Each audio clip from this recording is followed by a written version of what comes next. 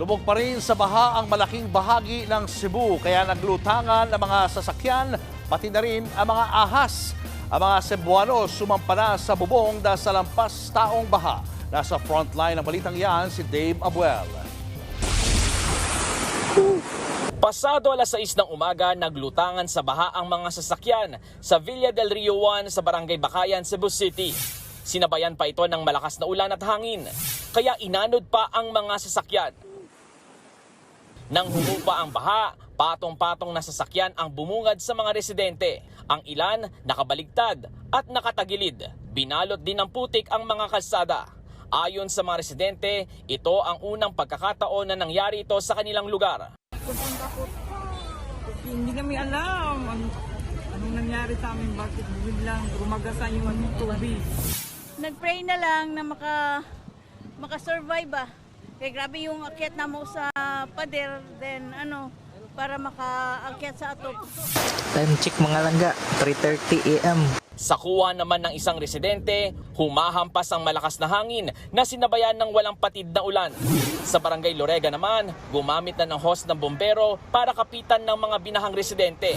Sa Danau City naman, sumampa na sa mga bubong ang mga residente kahit pa malakas ang ulan.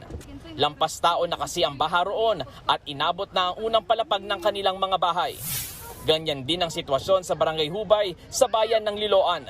Buwis buhay na nakatungtong sa mga bubong ang mga residente habang lubog sa baha ang kani-kanilang bahay. Sa Barangay Dumlog naman sa Toledo City, nagtulong-tulong ang dalawang lalaking yan na itaas ang kanilang mini truck hanggang bewang na kasi ang taas ng baharian. Ito naman ang itsura ng isang intersection sa Mandaue City. Mistulang ilog na sa taas ng tubig. Sa Talisay, nawasak ang mga bahay dahil sa hagupit ng bagyo. Naiwan lang dyan ang mga pader habang binalot din ito ng putik. Meron ding naispatang sawa. Sumampayan sa bubong ng isang bahay. Sa Talisay rin kumalat na may mga nakawalang buwaya mula sa isang wildlife sanctuary. Pero nilinaw ng pamunuan na secured at ligtas ang mga ito at walang nakawala. Sa Consolacion, Cebu naman, isang baka naman ang inanod ng rumaragas ang baha. Tulong-tulong yan na sinagip ng mga residente. Sa isang pahayag, sinabi ni Pangulong Bongbong Marcos na nakaantabay ang mga ahensya ng gobyerno sa mga apektado ng bagyo.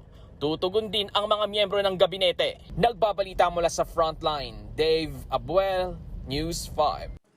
Mga kapatid, Julius Babaw po.